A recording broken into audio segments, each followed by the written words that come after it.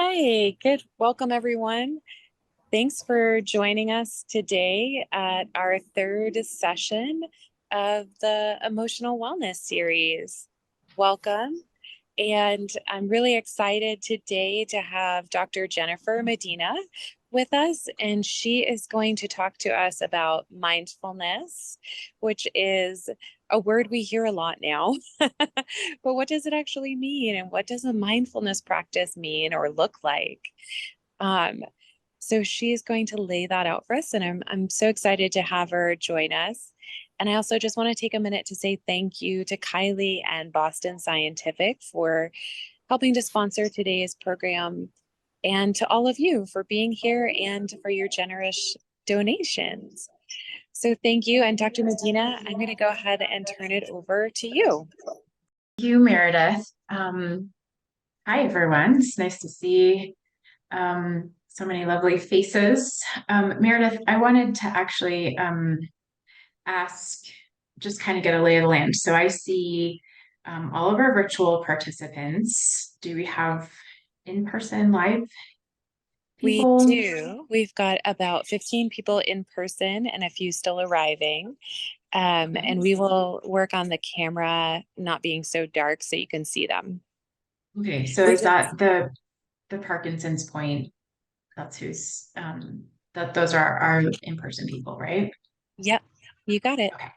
Okay, great. Yeah, I can't see them quite yet, but Well, yeah, we lost you're working power on that. Okay. here. Oh no.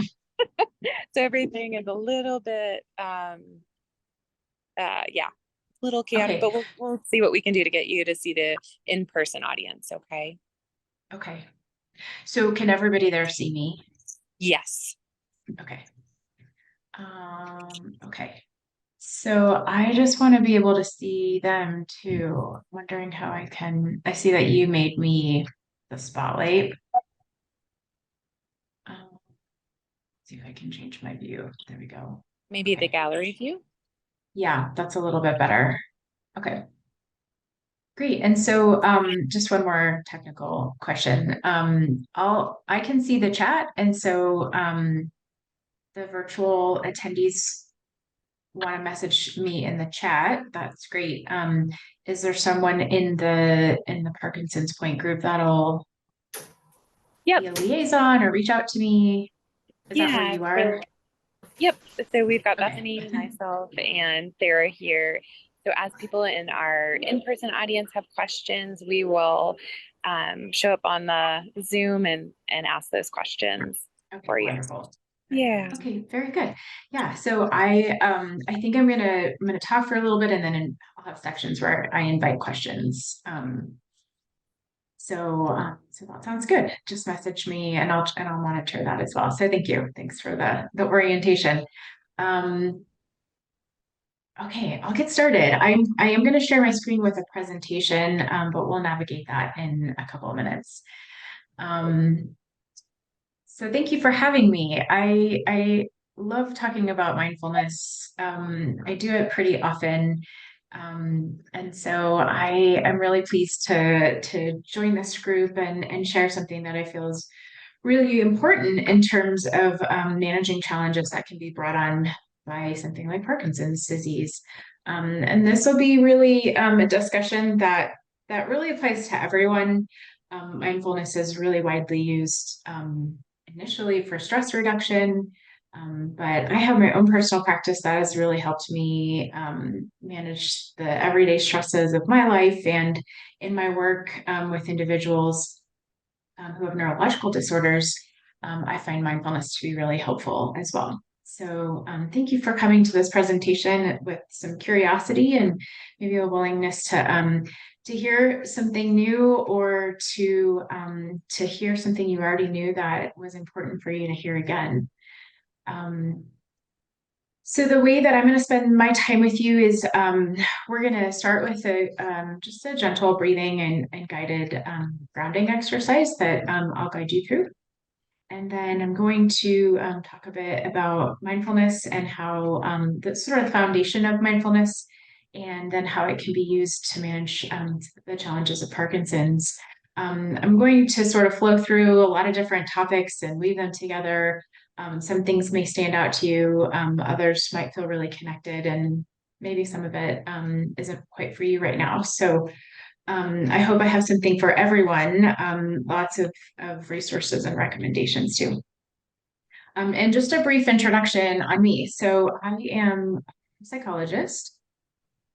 I do assessment like many, mostly what neuropsychologists are trained for is neuropsychological assessment.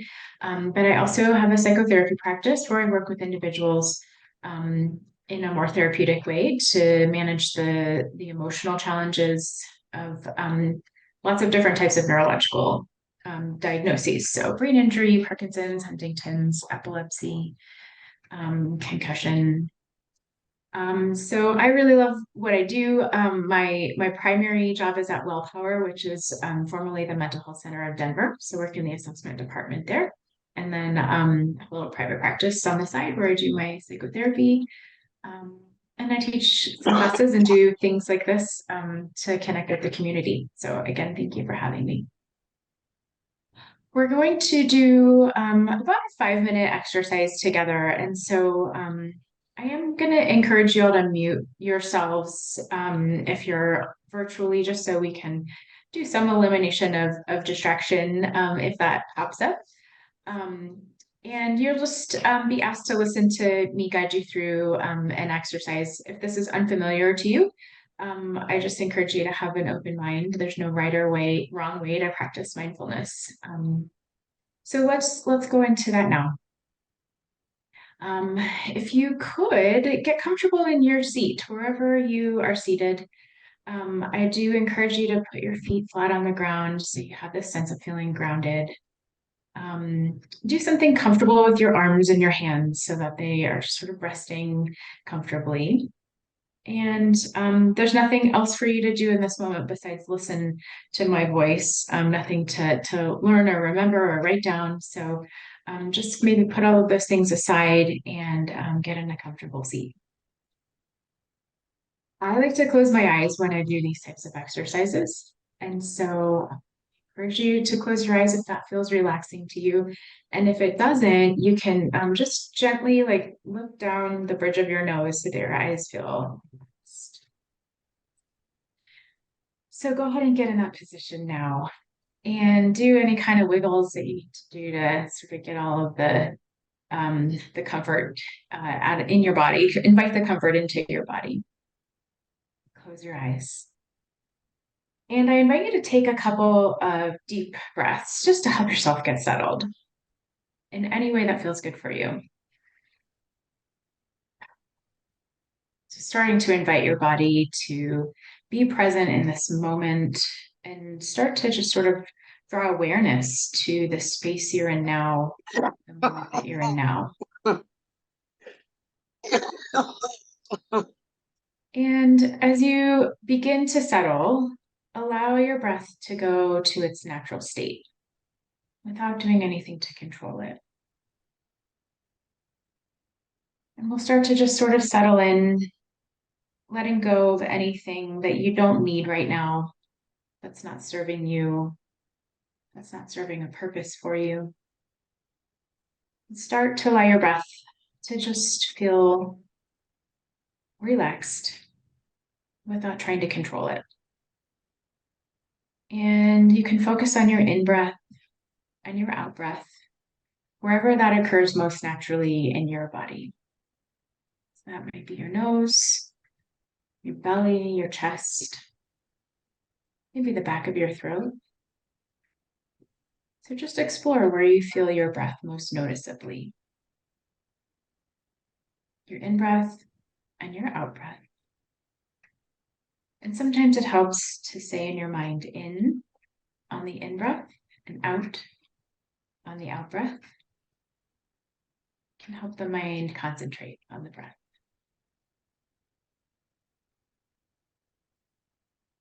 And as you continue to focus your mind on your breath, notice the different qualities of your breath. Is it cool? Is it warm? Is it smooth? Is it tight? There's no right or wrong answer. Just notice. What do you notice about your breath?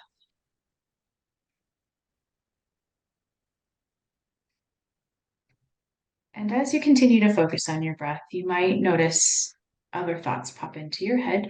Maybe something distracting pulls your attention away from your breath, a thought or a noise or a sound, a twitch in your body, or maybe something painful or tight. And when that happens, because it's bound to happen, gently escort your mind back to your breath. Each time you get distracted away, that's a moment of mindfulness. And then you can pull yourself back to your breath, focus on your in breath and your out breath.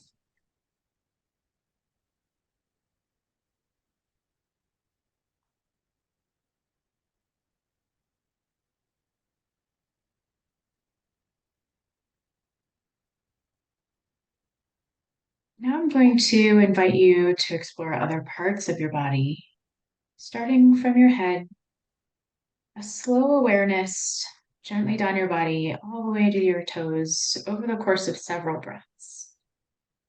And each time you breathe in, notice a part of your body. And if it needs something from you, permission to let go, permission to relax, permission to release something, then let that go. So you might notice tightness in your jaw, around your eyes.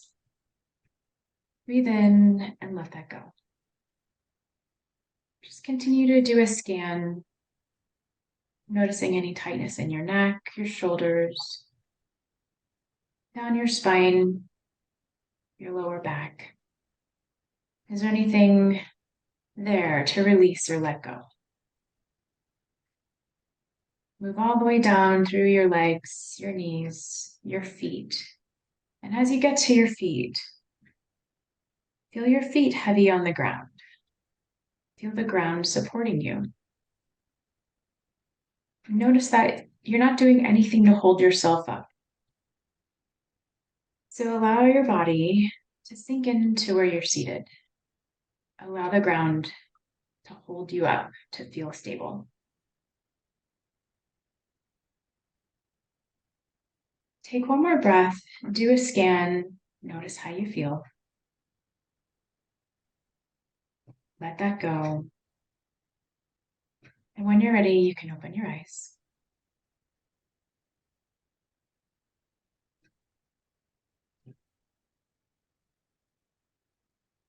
Thank you for participating. There's all different ways that you can do that type of exercise. We spent about 5 minutes. You could spend 30 seconds. You could spend 15 minutes. You can spend an hour. So maybe just take note of what felt good about that to you. Was it the breathing part? Was it the releasing tension in your jaw? I always really love the reminder to do that. Did you notice parts of your body that you hadn't noticed before? Were you carrying something that you were able to let go? So as we spend our time together over the next hour or so, I do encourage you to jot things down that you're noticing, because we tend to sort of zip through and not notice things. And part of a mindfulness practices is slowing down and paying attention. So anytime something I say or something that you draw awareness to kind of pops like, oh, wow, having that curiosity or that beginner's mind, which is a mindful attitude, is good information. So if you have a journal or have something in front of you to jot those things down, that's always a nice way to start to begin having a mindfulness practice, which is just paying attention and being present. So I will leave time for discussion at the end. So also if anything pops up that you want to mention or discuss or share with the group, I would love that. I think because we have a hybrid group and a number of people, we'll sort of save that all for the end. But please do. I welcome sharing. So I'm going to jump into my presentation. I have some slides to show you, some things to talk about. I have a video and a couple of kind of inquiries that I'm going to encourage you to do. So let me get myself set here.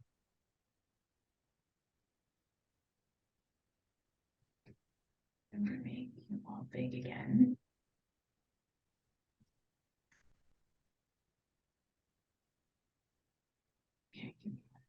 just resizing my screens here.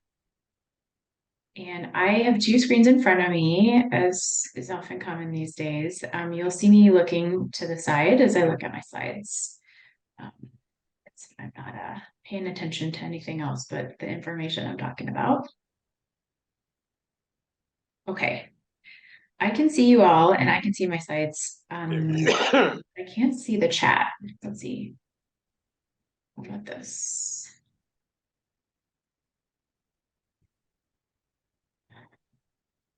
Okay. I see the chat. Okay, can you all see my slides? The sort of cactus with the words. I see some thumbs up virtually on the virtual attendees. Someone shout out to me if they're having any problems seeing the slides. Okay, let's jump in. So there we go. Did you see a change? Yeah, okay. Thanks, Greg, for the nods, and Cindy. Thank you. Okay, we did our grounding exercise. Let's start with just some basic kind of understanding of mindfulness concepts, I guess. And I'm going to build on these as we talk. So I mentioned mindfulness. It was originally designed for stress reduction. It sort of came to Western medicine, Western psychology. John Kabat-Zinn is a very sort of well-known psychologist who has taken a lot of Eastern practices and incorporated them into Western medicine. He started with stress reduction in pain patients, and he has built this 8-week program that's really well known for mindfulness-based stress reduction, and he teaches people on how to give that program. So that 8-week program is often offered at many hospitals and some private practitioners. So if you really are interested in this or haven't explored that, it's a great program to try. But mindfulness is known, and more research is coming out about reducing the stress response and promoting a feeling of calm and control during difficult times. So no one gets through life without having some kind of challenge or difficulty. That certainly varies from one person to the other. So something like mindfulness can help with any kind of difficulty. Some of the key elements of mindfulness include becoming aware of your experiences to see them as conditions of the present moment. Conditions of the present moment instead of burdens or problems, right? So these things come into our lives, can really weigh us down. And if we can kind of separate and see them as conditions of the present moment, something that's happening versus happening to me, right? Turning towards the experience rather than resisting, embracing the reality of the present moment, pleasant or unpleasant. There are things that are going to happen that we can't control, right? And so how we react and relate to them is what mindfulness gives us. Developing the strength to use kindness and acceptance without using up energy, wishing things were different, right? Striving for something to be different, putting all of our energy into wishing it was something different. Believing in our own strength and grace while knowing we are doing the very best we can. So these are just kind of some nice ways to start thinking about what is mindfulness.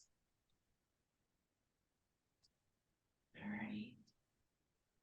I like to talk about mindfulness in a couple of different ways. So there are kind of more tangible exercises and practices, like the grounding and breathing exercise that we just did.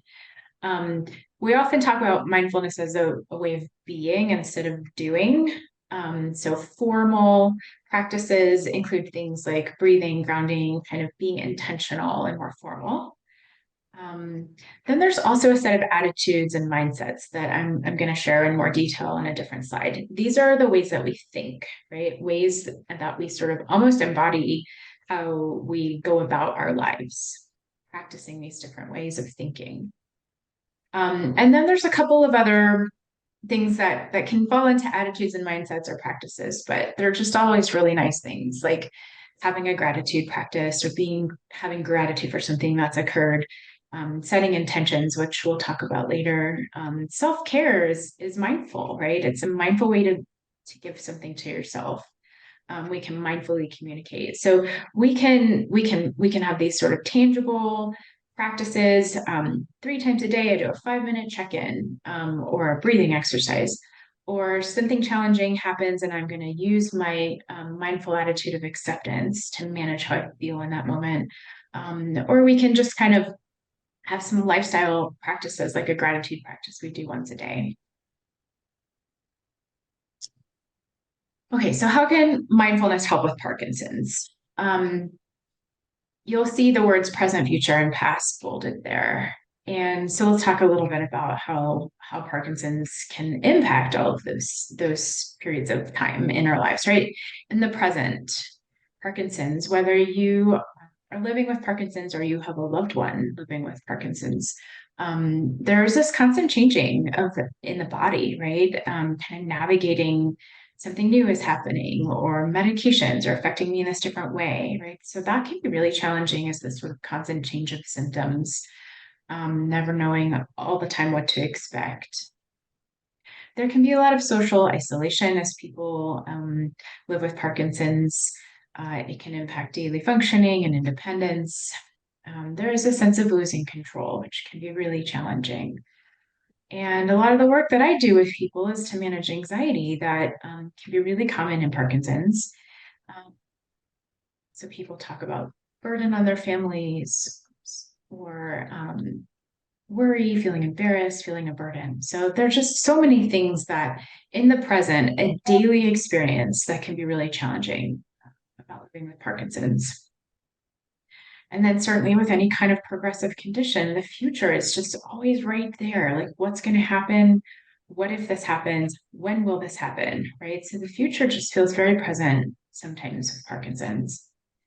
And then the past. I did everything I thought I was supposed to do to stay healthy, and now this. Right? How come this happened? If only I had done this instead of this, right? So the everyone in this room could probably add lots more here, right? In terms of your experience with Parkinson's. It doesn't come without challenge. When we think about how to use mindfulness with Parkinson's and everyday life, right? What happens when we are feeling challenged, right? So we have these minds that are amazing in terms of our ability to think about the future, imagine, um, kind of take ourselves into this state of thinking that is future oriented, and also to remember and reminisce about the past. So these are very very cool human traits that we have. But sometimes the tendency to do those things, be in the future or be in the past, can be overwhelming. And what often happens is that we start having an emotional experience about our future or about our past that's not really congruent with what's happening right now in my present, right? So if I'm here sitting at my desk talking to you and I start thinking about this challenging thing I have coming up tomorrow or this weekend, my heart rate starts to increase. I start to get distracted. I start to feel a little bit worried about something that's not happening right now, right? It's in the future. And so I'm having this emotional experience about this future thing. And in the moment I'm in, it's changing me in some way, right? It's interfering with my ability to be present with myself, or maybe the person that I'm talking to, or the task that I'm trying to do. So we start to get all of this interference from our thinking of the future, thinking of the past, and it really pulls us away from our ability to be the best version of ourselves in the present. So that's why when you hear mindfulness, it's be here now, present moment awareness, draw awareness. What are you thinking and feeling right now? The exercise we started with. Where are you feeling your breath in your body? Right? Your breath right now, this actual little literal breath, right? And then our mind pulls us away from that breath and we bring it back. With mindfulness, that's the practice. We're going to get pulled away and we practice bringing it back. We're going to get pulled away, we're going to practice bringing it back. And by doing that, we're exercising this attention muscle. We're exercising our ability to be present in the moment. Because the reality is that this moment is the only moment we can really control right now. We can't control our future moment. We can't control our past moment. It's like the breath, this breath right now, this breath right now. I can't practice a future breath and I can't go back and do the last breath, right? So the breath is a really nice metaphor for being present in the moment. Okay. I have to show a picture of a brain because I'm a neuropsychologist. But when we do this future thinking, past thinking, and we start to get a little activated or revved up, we're creating a stress response, right? In extreme versions, we're talking about the fight or flight response, right? Where our heart rate increases and our respiration increases, we get sweaty, um, right? The stress response happens a lot in different life scenarios, right? But we don't want that stress response to happen in repeated chronic way, day after day, moment after moment, right? And so I like to put this picture of the circuitry of the stress response because it's hitting a lot of different areas that we want to be better and stable, right? We want our attention to be good. We want our behavior to be well managed. We want our emotions to be stable and regulated. We want our memory to be as sharp as possible. So if we go back to this slide about how all of the challenges can pull us out of the present and start to get us in emotional states that are not really good for us, right? What we're doing is kind of this response starting up. So there's a lot more science coming out now about how mindfulness can affect the stress response system. And I'll draw attention to the red attention kind of area of the prefrontal cortex, because that's where you see the most benefit in mindfulness. They do MRI studies of meditators and people who practice mindfulness regularly, and we can see shifts in these neural networks. So that's a whole other very interesting topic, and there's lots of interesting literature out there if you want to do a deeper dive. But I just always like to relate these things back to our brain function, right? So by practicing mindfulness, we are making shifts in some of the underlying brain structures. And how important is that when Parkinson's is part of the story here? Okay. So let's talk about the attitudes of mindfulness. Sorry, I need more screens so I can see things. Okay, so we're still good. You can still see my screen. Is everyone seeing the 7 attitudes of mindfulness? Yeah, okay, cool. I'll go through these briefly. When I teach these things, I spend a whole hour on any one of them. And so, let's see. Yes, okay, thank you. There's so much to say about all of them. I'm going to weave them into our conversation today because I'm taking a little bit of a broader approach, and I wanted to give you some practical things to think about. But we're going to weave some of these in. So there are these 7 essential attitudes that you can find in most mindfulness literature, books, things like that. And I add compassion and gratitude because I think they belong on the list.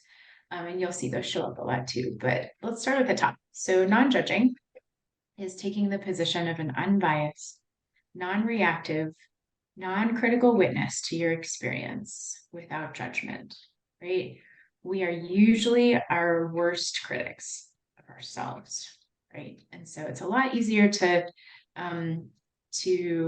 judge ourselves and be critical and harsh on ourselves. And so non-judging is one really important aspect of a mindful mindset. Patience is bearing difficulty with calmness and self-control, having faith and courage in yourself. Beginner's mind, one of my favorites, is being open to the experience in each moment as if meeting it for the first time. I invited you to be curious as we spend our time together.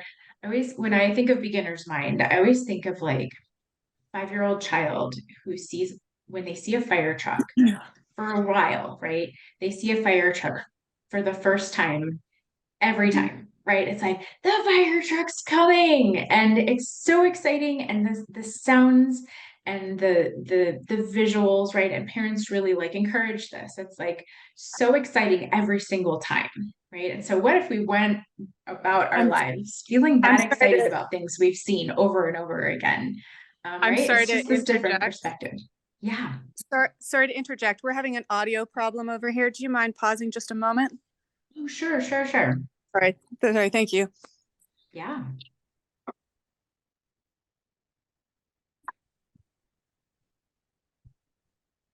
I feel like we should have some elevator music.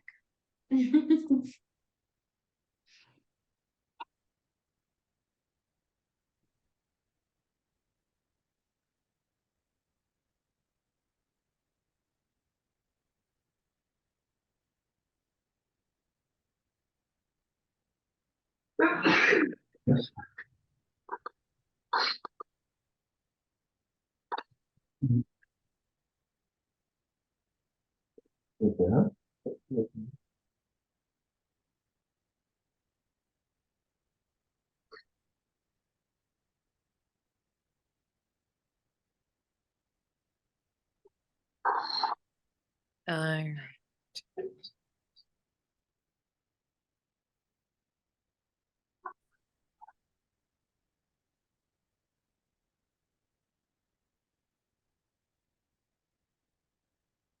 we are just going to grab a speaker since we lost our power again. And we will use the Wi-Fi or our phone and the speaker so that you can at least be heard. I apologize for the disruption. Give us just No, that's one quick okay. sec. Sure.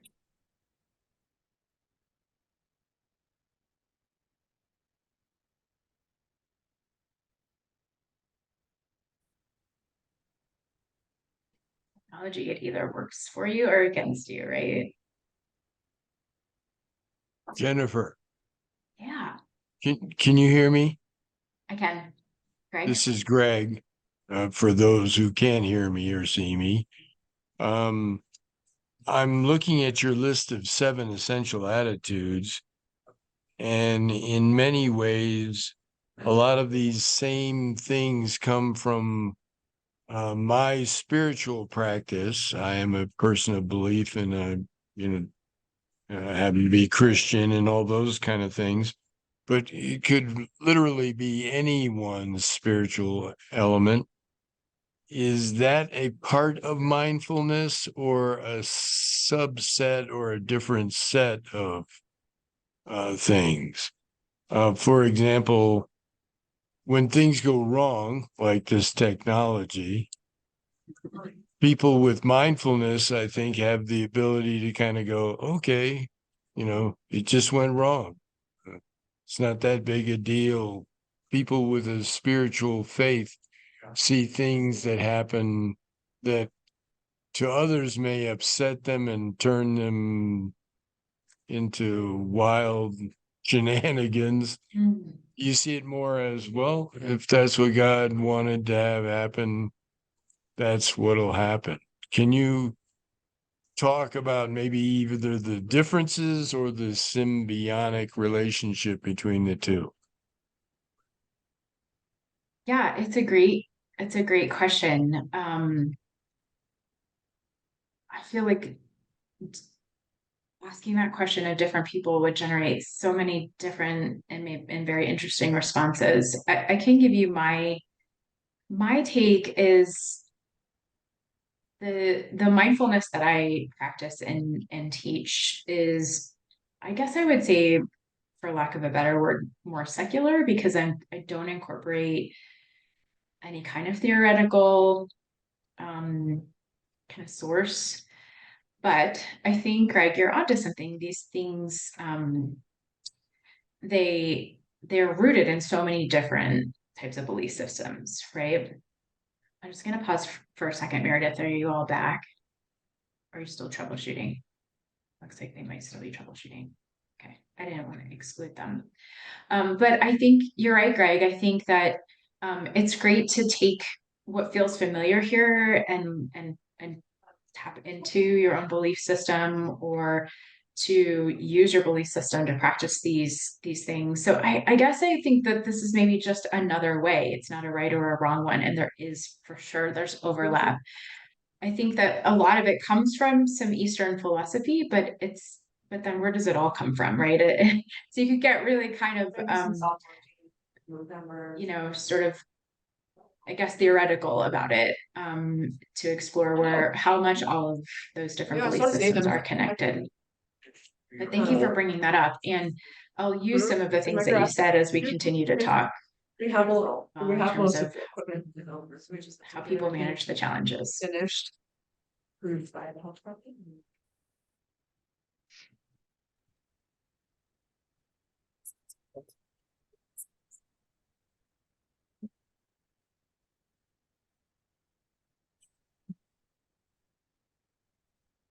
You can go ahead. You and it. We're back on, so feel free to go ahead. Okay. Great. And so everyone can hear me and see the slide still? Yep. Thank you. Okay, I'll keep going. We just finished talking about beginner's mind. Trust is the next one, of yourself and your feelings. You and you alone are the best person to know what is going on with you. Non-striving, being instead of doing. So I mentioned, right, we have this tendency to put a lot of energy into wishing something was different.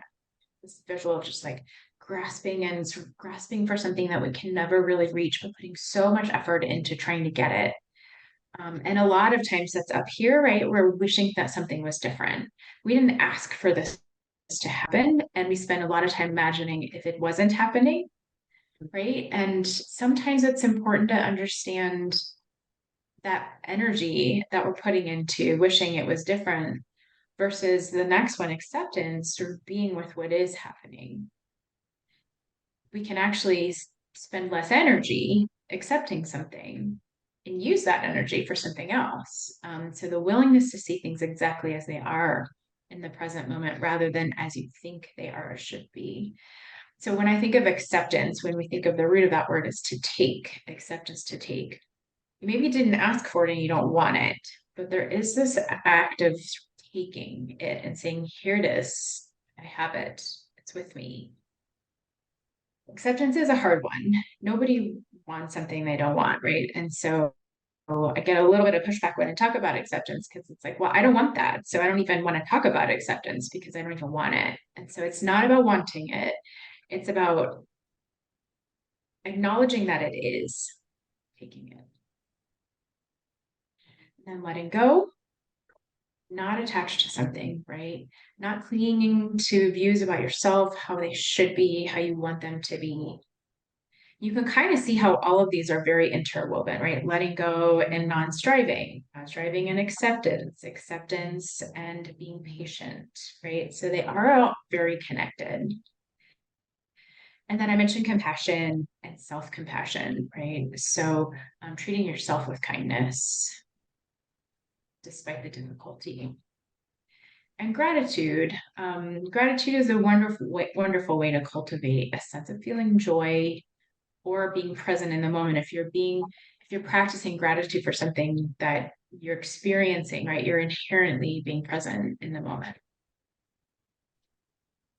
Okay, I'll weave these in as we continue to talk.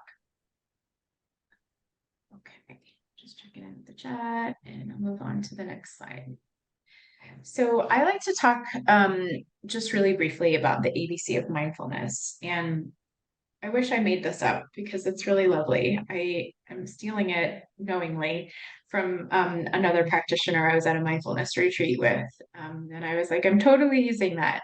But this speaks to something that Greg said that when on the pod, which is like hard things happen, like technology, right? And some people have what they need to manage it and some people don't, right? And we've all been there. We've just like not been able to manage it.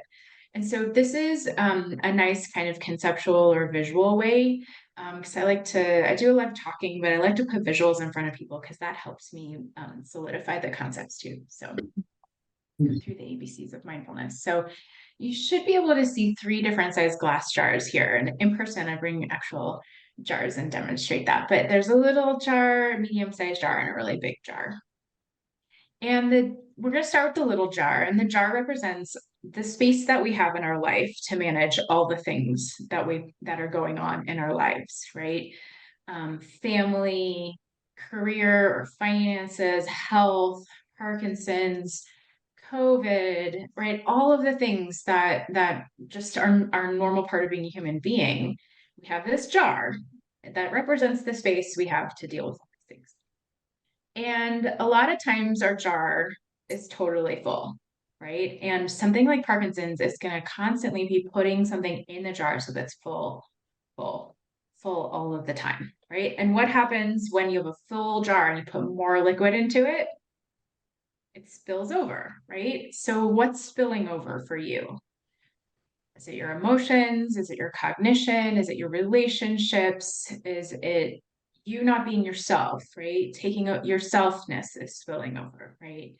And so a lot of times around in life with a really full jar and no room for anything else. And the reality is that Parkinson's is going to add to the jar, right? It's really hard sometimes. And we gotta have a little bit more space in our jar, right?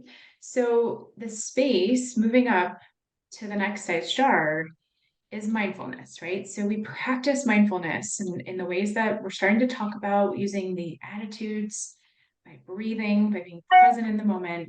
And we actually get a little bit of a bigger jar, right? The jar grows in size and we have a little bit more space, a little bit more room available for the stuff that's got to go in the jar.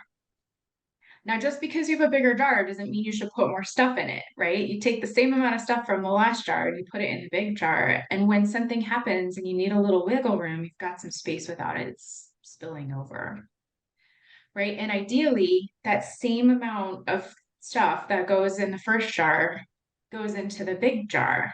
There's lots of room, right? And that room, all the space left over in that jar represents your well-being, your emotions, right? There's so much more space for you to manage all of the things that inevitably are going to get put into the jar, right? So that's what Greg gave an example. It's like something hard, like stupid technology happens, because it happens to all of us, right? And if you don't have space in your jar, it's going to feel really hard. And when it's hard, then we can't problem solve and we can't troubleshoot, and it just doesn't go the way that we want it to, right? But if you have a little bit of space in your jar, you're like, okay, we're going to take a deep breath. We're going to troubleshoot this. We're going to make it happen. We're going to ask the speaker to stop talking and figure it out, right? I'm picking on the Parkinson's point, people to give an example here, but I think it happens all the time, right? Where we gotta pause, use up a little bit of extra space in the jar to manage it. And so we are building a bigger container. So that's how we're using mindfulness, right? Is to create a little bit more space, a bigger container, so that when the challenges that are brought on by Parkinson's enter into our moment, we have a little bit more room to manage them. So we'll keep talking about how we build that bigger container. So the two things I'm primarily going to talk about are being present, we've already started to reinforce, and slow living.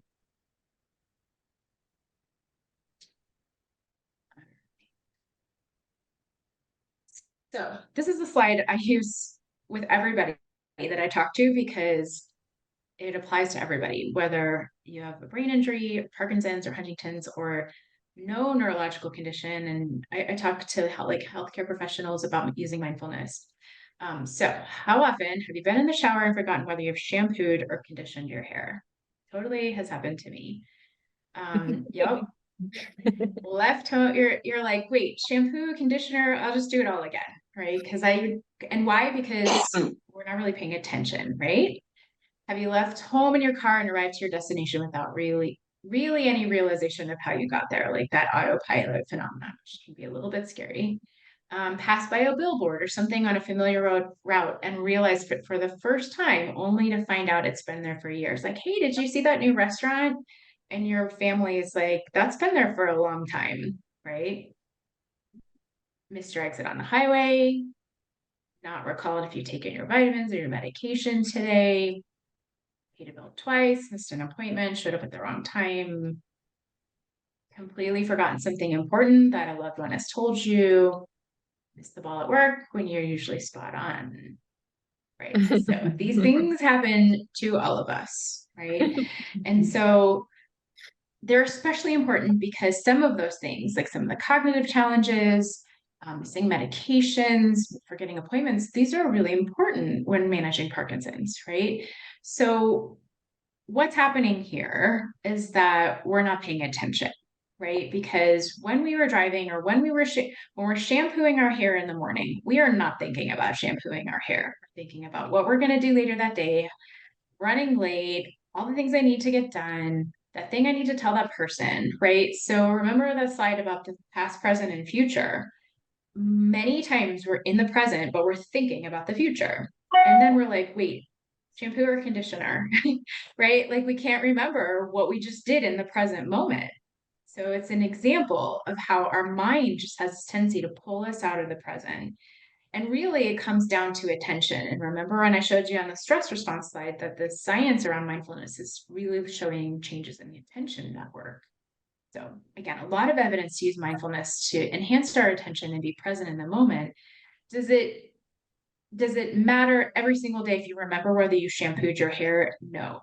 Does it matter that you are practicing paying attention to your moment and your experience? Of course it does, right? Because the more we do this, the stronger our attention gets, and strong attention is a good thing. Right? So what are we doing here? We're multitasking. We live in a society where this is actually kind of rewarded, right? We are well practiced in the act of multitasking. We believe that we excel at accomplishing multiple tasks at once. And if we're not, then we're failing in some silly way. We often get positively reinforced for multitasking, for getting multiple things done to meet deadlines, succeed, accomplish, right? And so there is a positive reinforcement element to that. And the more we get positively reinforced, the more we do something, right? We often multitask because we're stressed out, right? That's one I definitely feel. It's like I flit around and I do 7 things at once, and I'm like, what's going on here? I just feel really stressed, right? And this is not helping. So it's kind of a symptom of something else sometimes. And it turns out that our brains are not really wired to multitask. We're really good at it in our 20s, but from there, it kind of doesn't get any better, right? And actually, we're on a bit of a downward slope after that from a cognitive brain standpoint, and that's normal, right? But multitasking is not something that necessarily gets better over time. And when we engage in it in intense ways, especially, it actually slows us down, causes more mistakes, and we miss the details. We're not paying attention. So when you're showering and you're shampooing and you're thinking of your day, you're multitasking, right? You're doing one thing and you're thinking of another. And that means you're dividing your attention, and one of those things is going to suffer. And in that little tiny example, remembering whether you shampooed your hair is what's suffering, right? Take that and apply it to something a little bit more important, like an important conversation with a family member or something that your doctor has said, or whether you took your medication, right? If you are taking your medication on the way to the next room to do those 3 things that you want to do before you get to that other thing you have to do, you're like multitasking. And the one important thing in there is, oh shoot, did I take that medication? Right. And so that phenomenon of like walking into a room and not knowing why you're there is probably due to attention and doing too many things at once, right? So if we practice instead monotasking, the opposite of multitasking that requires us to focus solely on one task at a time, we are being mindful. We're paying attention on purpose. We're being present in that one moment of taking the pill, putting it in our mouth, and grabbing the water and taking a sip of water and just being present in the experience. So that when later, when you're like, did I take my medication? You're like, I did because I remember it. I was fully present in the act of taking that pill, so much so that I encoded a memory for it, and I don't have to wonder whether I did it or not. So practice this. Practice mindfully taking your medication. Practice mindfully shampooing your hair, right? And then later ask yourself if you remember shampooing your hair, and you will have a memory of it, right? So do a little experiment on yourself. And when we do this, we can be more successful, more efficient, right? So this sort of story we tell ourselves about multitasking, getting more done, is actually not true. If we slow down, mindful with every single task that we do, actually more successful and can get more done. Tasks. So I talk about my everyday mindfulness, and it's a habit. It's something you got to practice, right? Taking your medication mindfully one time is probably not going to build that muscle. But if you every single time you take a medication and you take it mindfully, you're going to get really good at mindfully taking your medications. The brain, it's not a muscle, but it acts like a muscle in terms of repetition over and over and over and over again. It makes things strong. Right? We don't get good at doing bike tricks unless we've practiced them over and over and over again. So I encourage people to practice everyday mindfulness and all the like really mundane things that you're already doing with your time. Mindfully cooking is actually a really fun one, especially if you like to cook, right? But how often do you like chop vegetables and having a conversation, or you're usually thinking is the competitor? It's always the thing that we're doing in addition to the other task, right? So instead of chopping your carrots and thinking about something else, just chop your carrots. What does it sound like? What does it smell like? What does it feel like? How many carrots did you chop? How many pieces did you get? Where did this carrot come from? What store did you get it from, and how did it get there? Where did it grow, right? And so you can mindfully immerse yourself in all of these things that you're already doing. And a lot of people are like, but why? Why do I need to mindfully vacuum? Because mindfully vacuuming or mindfully loading your dishwasher is building that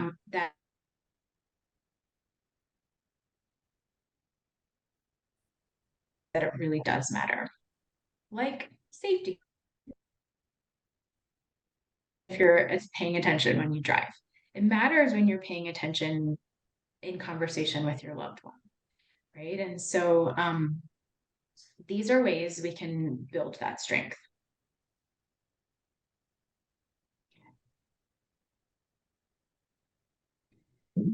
Okay, I'm going to move on to another thing called slow living, and I have a really nice little video to show you too, but this is a cool little book.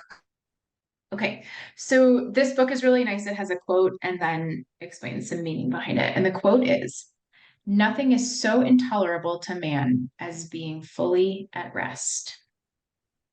I'll say it again. Nothing is so intolerable to man as being fully at rest. And so here's the reading from it. "I don't think so," is a common refrain I hear when sharing this quote with others. "I love to rest." And they quickly add, "I enjoy reading, watching TV, hiking, catching a good movie." Others assert they just love to kick back with a glass of wine, a martini, or a joint. So many of us confuse rest with recreation and even with inebriation. Confusing a call to rest with a need for a quick fix of energy, many others reflexively respond to feeling tired by refueling. We seek fuel in the form of highly processed carbohydrates, stimulating beverages, and even gratuitous drama. So many of us confuse our need for rest with a need for stimulation. It's not a surprise that deprived of rest, we literally become restless. So when we stop doing something, we become uneasy, nervous, and agitated. Too often we mistake restlessness for passion and then complain of boredom when we start to slow down. If it's not about recreation, inebriation, overstimulation, or restlessness, then what is rest? I see rest as a natural state of open and relaxed receptivity, a tranquil or yin-imbued state of consciousness. Technically, rest is characterized by alpha brain wave activity and is also the bridge between waking and sleep. Just as we must learn to walk before we can run, we must learn to rest before we can sleep well or wake well. The tranquility we obtain from true rest can also gently modulate our waking activity. Why are we so resistant to rest? Well, when we finally do hit the brakes and slow down, everything we've stashed in the back of the wagon comes flying forward. All of the unfinished psychological business of our lives, small and large, will arise opportunistically when we slow and stop. If we truly want rest, we must be ready to negotiate this. So here's the practice that the author suggests, and then I'm going to build a little bit on it for you. From meditation to prayer and high-tech methods to guided imagery, there are a great many ways to formally practice resting. In addition to such a formal rest practice, I encourage you to intentionally infuse your daily life with restfulness. Tap gently on the brakes. Slow down a little. Walk and drive, even talk a bit more slowly than usual. Install an imaginary personal speedometer to be mindful of your pace throughout the day. When you find yourself speedy or restless, rest. Take a moment to slow, sit, stop, pause, breathe. Become mindful of the restfulness that always patiently awaits you in the background. Rest is not the opposite of activity. It is its foundation. So I really like that because I need that advice on a daily basis. But it's a nice segue into this next section I want to share with you, which is about slow living. And we all need this.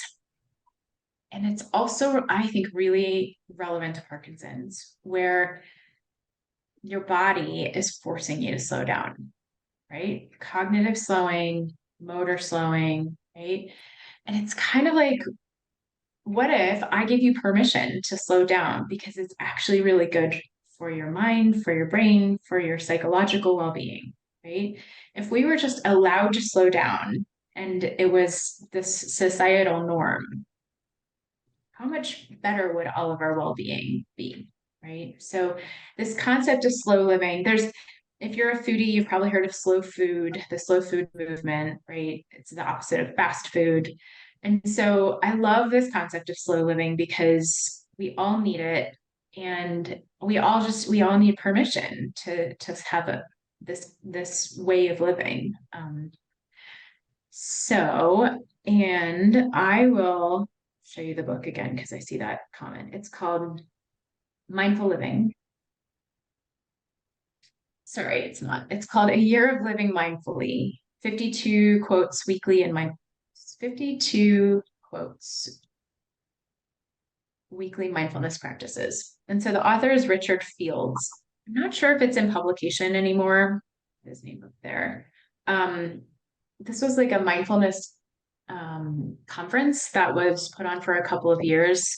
And it's just daily excerpts from different experts and practitioners. It's a nice little book. Okay, I'm going. Yeah, thank you, Sarah. Okay, I'm going to share my screen to show you a video. So I'm hoping the sound's going to work for this. I've done this before and it has worked.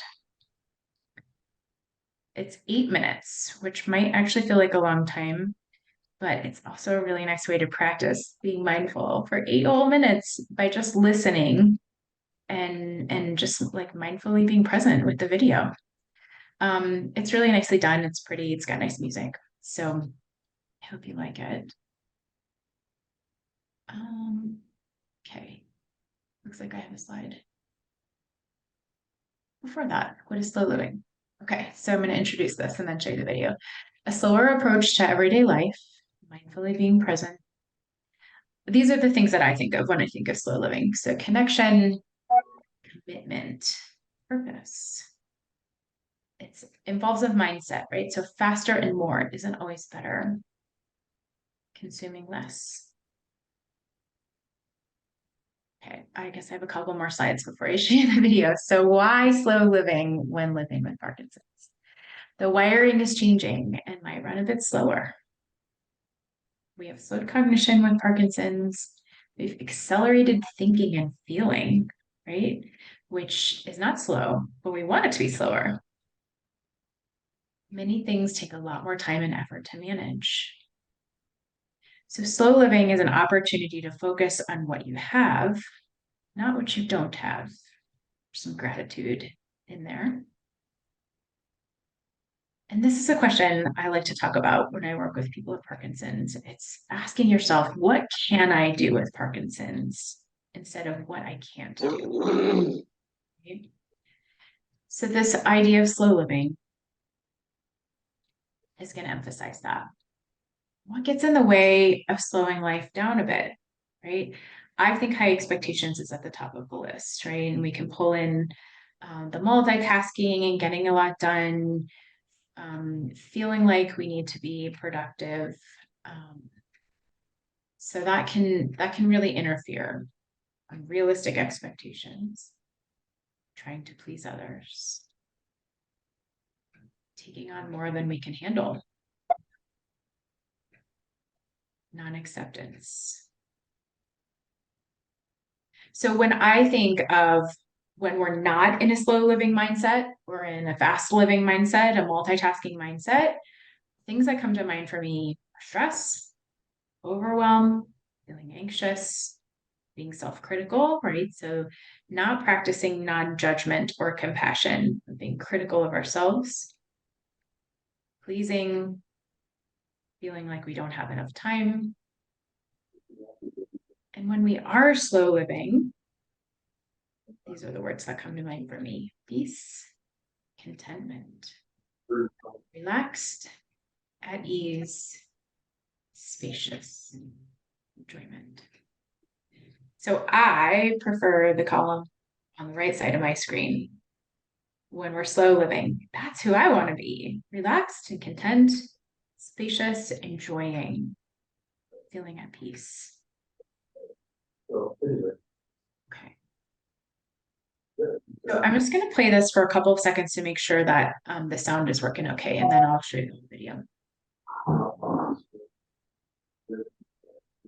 Oops. My computer.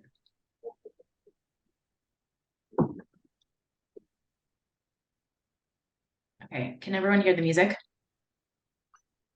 I paused it. Did you hear music just a moment ago?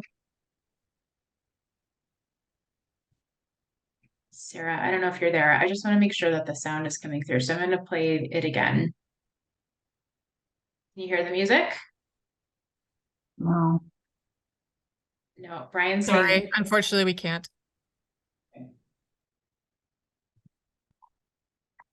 So sorry, no sound. Okay. I think I have earphones in, so I actually think that might be the problem. So let me disconnect those. Hold on, we're gonna figure this out. I'm just gonna take these out.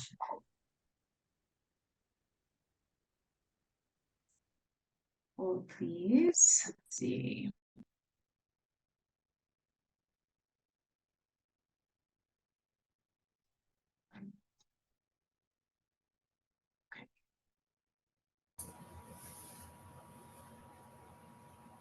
Okay, let's try this again.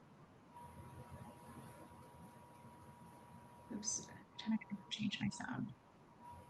Okay, can you hear the music now? No, unfortunately we can't. You can't. Okay.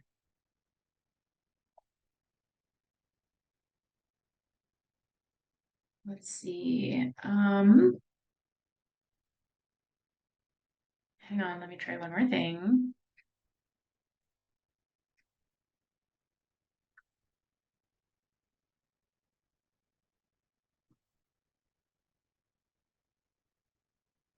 Still no.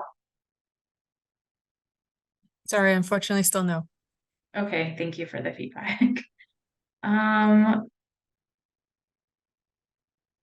What can I do here?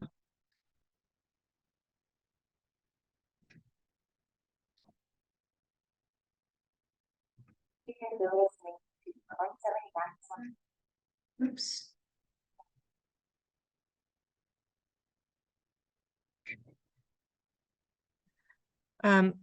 Meredith is telling me that if you click the arrow next to your mute unmute button and then go to audio settings, you may be able to Choose where the microphone. choose where the microphone comes from. Okay, I currently have lost you all, so I'm actually gonna, sorry, I won't spend too much time on this. I'm gonna stop sharing. Mute. Okay, so microphone. Let's try that.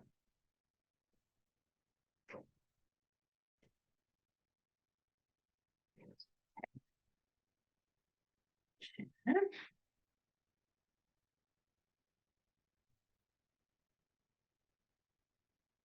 let me get you back.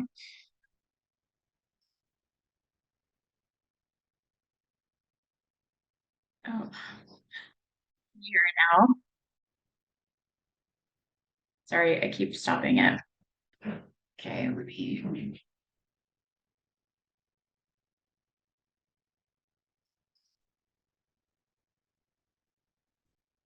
Stop sharing. Every time I try that, I lose you all. Okay, we might have to skip it and I will send it if that needs to happen. I'm being told you might be also able to play it from YouTube directly, but I don't personally know how to do that. Okay. That I can do. You can't hear it now? No, sorry. It's weird because you can hear, if you can hear me, then why can't you hear my speakers? Okay, let me try what you just said and then we'll move on. So I'm going to pull it out of YouTube. Actually, I have it up here.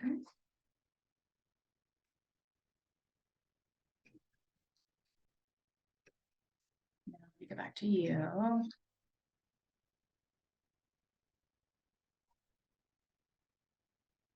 And I'm going to share this.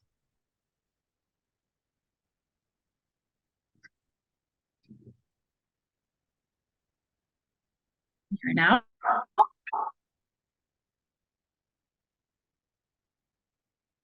Okay, it should be playing. Do you all hear it? I'm so sorry. We're not hearing Okay. anything. Okay. So that's a But we- bummer, but that's okay. Sorry, were you going to say something? Okay. Let me stop sharing. Yeah, we're just And passing how out Girl about- Scout cookies to pass the time here. Okay, that's a great way to pass time. Yes, we're making jokes. We're all going to mindfully chew our Girl Scout cookies, so don't worry. Oh, I like that. Yeah. I like that. Does anyone else have any suggestions before I move on? I've done done this before, so I'm not sure why it's not working. Well, it's been a Thursday, so it might not be you. No. Yeah. So But no the sound's coming, suggestions from the room here. okay. The sound's coming through my computer, which makes me feel like you should hear it in the same way you hear me.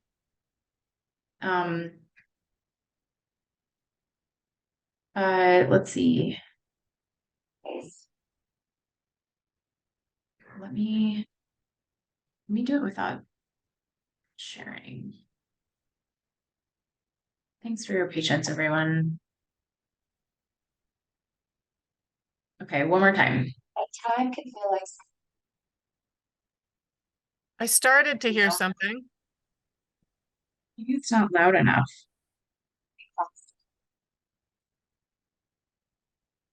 Can you hear that? No, not with any clarity. Okay, let's abort that. So, you know what I can do right now is, it's really loud for me. I'm gonna put the video link in the chat here, and then, sorry, it keeps playing, which is loud for me. Okay, so I will put the link in the chat, and then for those of you who are virtual, you can have access to it.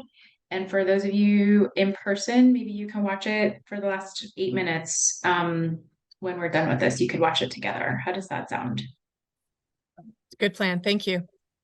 Yeah. So let me grab it really quick and do that now. I have that right here.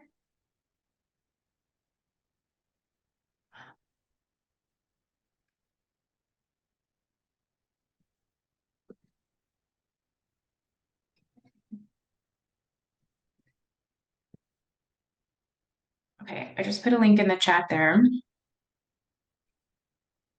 Can everybody see that?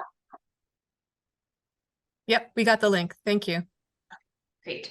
So it's just a nice video that describes slow living, and I think you'll like it. It will give you a really nice example. It's also just a really pretty video.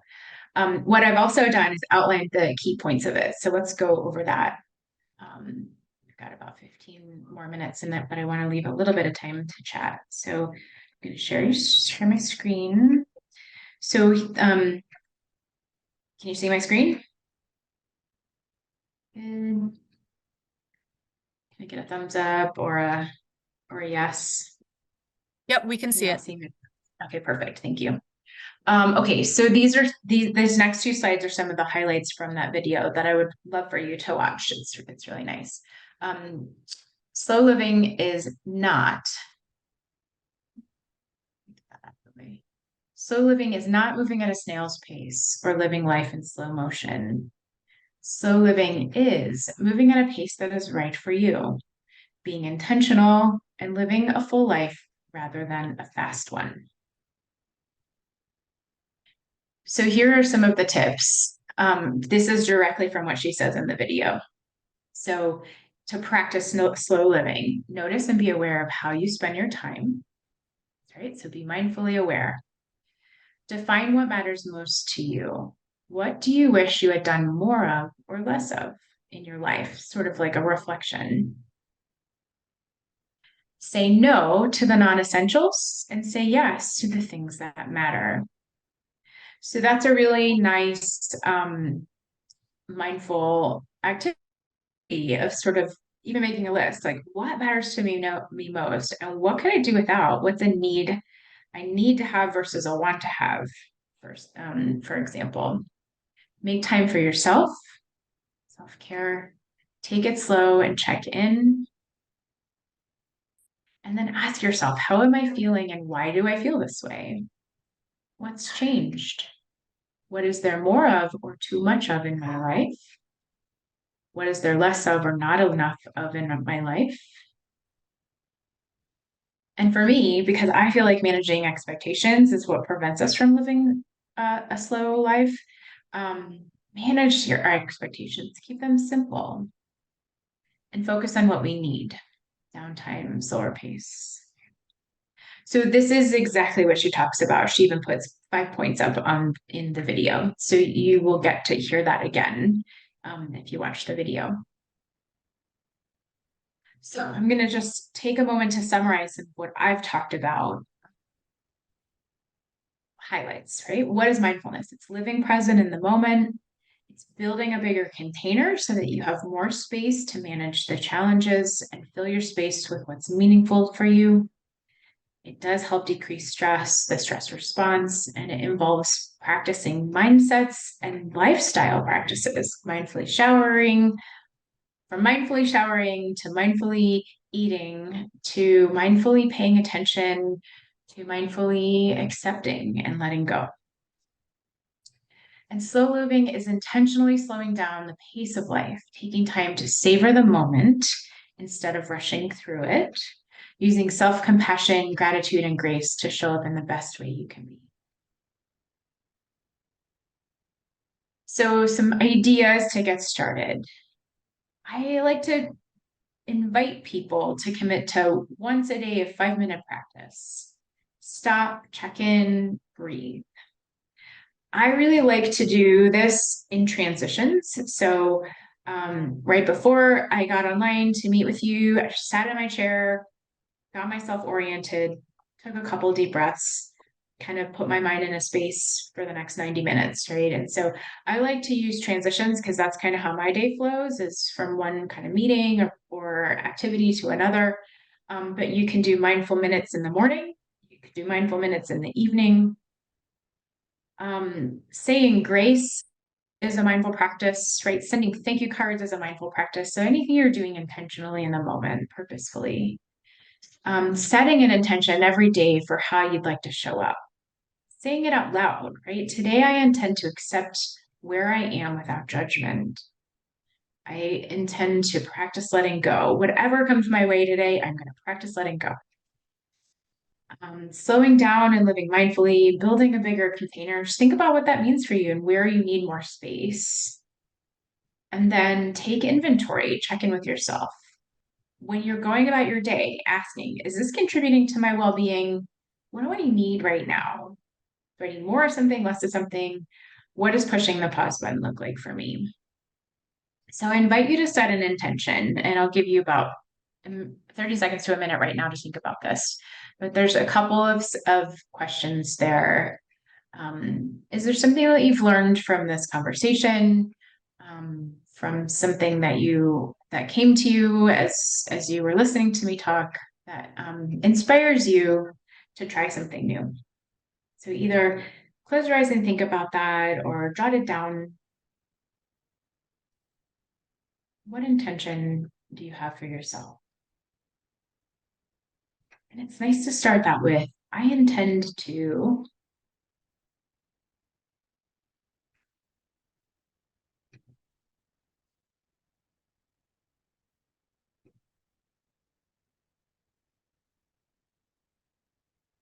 You're not sure where to start.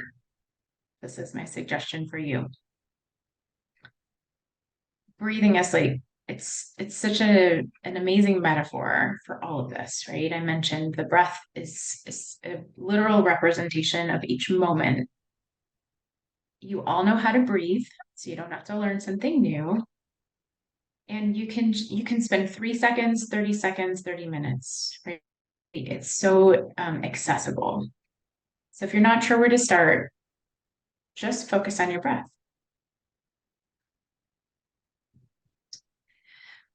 So this is my last slide, and I'll leave it up for a couple of minutes because there's some things I like to share here. There's a great book that is in my other office. So Calming Your Anxious Mind by Jeffrey Brantley. He's got some really lovely vignettes in that book on each of the mindful attitudes. So there's like a story about patience, a story about acceptance, a story about letting go. And I love the examples. So that's a nice one. If you're interested in a book, it's well written. And then I always like workbooks for learning skills. So the Mindfulness-Based Stress Reduction Workbook by Goldstein and Stahl. You'll see the website with the great audio and video exercises. That's also Alicia Goldstein. He's got some great content, and so that's a really nice place to start if you want some guided exercises. If you have a smartphone and you like using your smartphone, then Insight Timer is a really nice app. The free version has lots of great content with guided exercises on breathing and sleep and anxiety. And then you heard me mention John Kabat-Zinn at the beginning. He's got lots of good stuff out there too. So I'll leave this up for a couple of minutes, and maybe we can spend about 5 minutes if there's questions, and you'll have a couple extra minutes to watch the slow living video.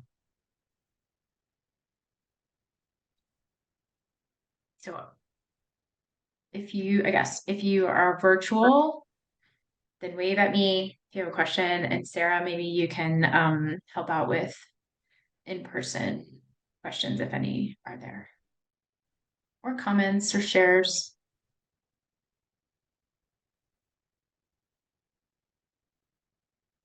We're just passing around a microphone here to see if anybody has questions. Get closer with a mobile version of a microphone.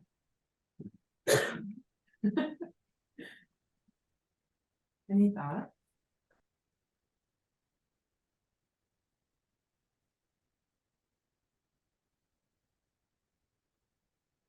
I wonder if it would be helpful to I'm gonna stop the screen share. Is everybody good with that? That way we can see each other.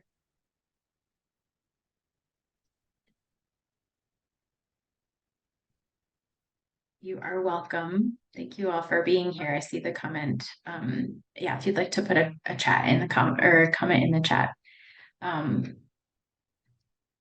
As we start to wrap up, please shout out if you have anything you want to share. But I just want to say thank you. Yeah, Sarah, did you have? Or maybe this won't work.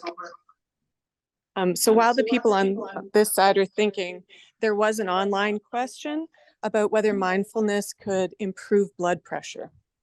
Ah, yes, I saw that earlier. Thank you. So I would want to look that up officially to see if there's any literature, any studies. But my intuition is yes, because of the impact that we know that mindfulness can have on reducing stress and the relationship between blood pressure and stress. But I don't have that research off the top of my head. So I think it's a great question that I will now go look up. But I think that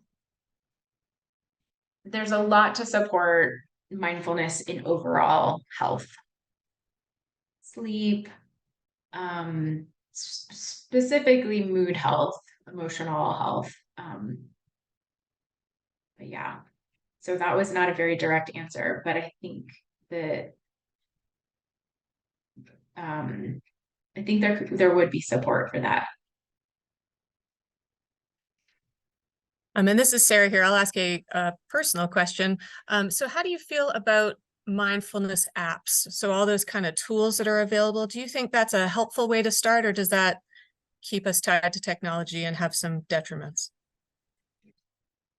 Yeah, I mean, technology is always kind of a double-edged sword. I think for the most part, my answer is yes. I think that when you're first starting a mindfulness practice, it is really helpful to have a guide, something to listen to. It's really hard to sit down and like guide yourself through a breathing exercise or a mindfulness kind of dialogue. I have been doing this for a lot of years, and I've listened and listened and listened, and I'm always listening to new content. And so the scripts that I use are things that I've heard over and over and over again, so much so that I can just start to generate them on my own. And that's the habit, right? Is if you listen to one and if you have a favorite one or you like to sample different ones, it's nice to listen to a breathing exercise, nice to listen to a grounding exercise. And that easy way to do that is with an app. So generally I'm in favor of apps. And that some of the websites and YouTube, like I said, I've never really had a bad like a Google search for mindfulness and come up with something bad. There's just a lot of good content out there. So I'm in favor of people using those tools. Thank you. Well, I want to thank you all. It's really my pleasure to be in front of this audience and to talk about this. So thank you for the invitation, Meredith and Parkinson's Point. And thank you all for participating and paying attention. That means a lot to me. So I'm sorry about the video, but you hopefully have it available to you to watch, and I hope you enjoy that. Have a really good rest of your day. Thank you again. Well, thank you on behalf of Parkinson's Point. We really appreciate your insights and giving us a lot to kind of take home and try to bite off in small pieces. It sounds like build our practice one piece at a time, right? Yes. Yeah. Start with those 5 minutes, right? Just 5 minutes. There you go. Thank you very much. We appreciate it. You're welcome. Bye-bye. Bye-bye.